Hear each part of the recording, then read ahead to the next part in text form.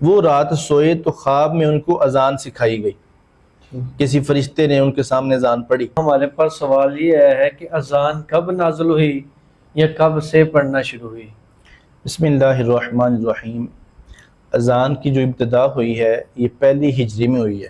آقا کریم علیہ السلام جب ہجرت کر کے مکہ چھوڑ کے مدینہ میں گئے ہیں تو پھر جب وَرَأَيْتَ النَّاسَ يَدْخُلُونَ فِي دِينِ اللَّهِ أَفْوَاجًا، لوگ زیادہ تعداد میں مسلمان ہوئے، اسلام کا لشکر بڑھتا گیا، تو پھر سب لوگوں کو ایک وقت میں نماز ادا کروانے کے لیے آقا کریم علیہ السلام کو یہ فکر لاحق ہوئی کہ ان کو جمع کیسے کیا جائے۔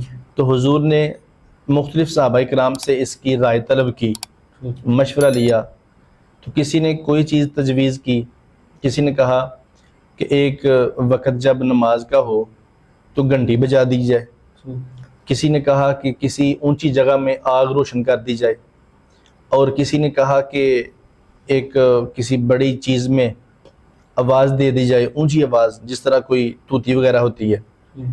تو کریم آقا علیہ السلام کو یہ ساری چیزیں، یہ ساری جو تجویزیں تھیں وہ پسند نہیں آئیں، تو حضور نے یہ کہہ کے ارادہ فرما دیا کہ یہ غیروں کے ساتھ مشابہت ہوتی ہے۔ پھر حضرت عمر فاروق رضی اللہ تعالی عنہ نے جواب دیا، رائے دی کہ یا رسول اللہ ان کو ندا دی جائے، بلایا جائے۔ یہ سارے صحابہ کرام رائے دے کے اپنے اپنی گھروں کو چلے گئے۔ نبی پاک ایک صحابی تھے، ان کا نام تھا عبداللہ بن زید انصاری رضی اللہ تعالی عنہ۔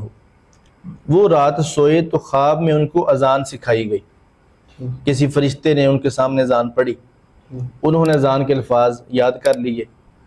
صبح جب کریم آقا علیہ السلام کی بارگاہ میں حاضر ہوئے تو انہوں نے عرض کیا، یا رسول اللہ مجھے یہ خواب آئی ہے، کسی سکھانے والے نے مجھے اس طرح کے کلمات سکھائے ہیں۔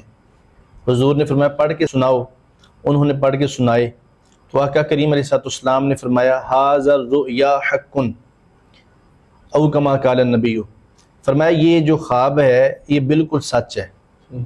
اور پھر سرکار نے فرمایا کہ تمہاری آواز پست ہے، بلال کی آواز بلند ہے، اور بلال کو یہ اذان کے الفاظ سکھا دو، وہ اذان پڑھے گا۔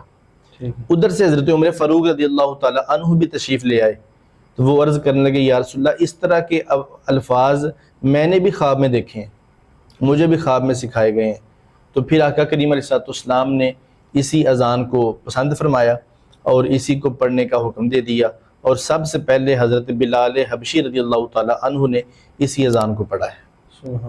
یہ یکم پہلی ہجری میں اس کی ابتدا ہوئی ہے۔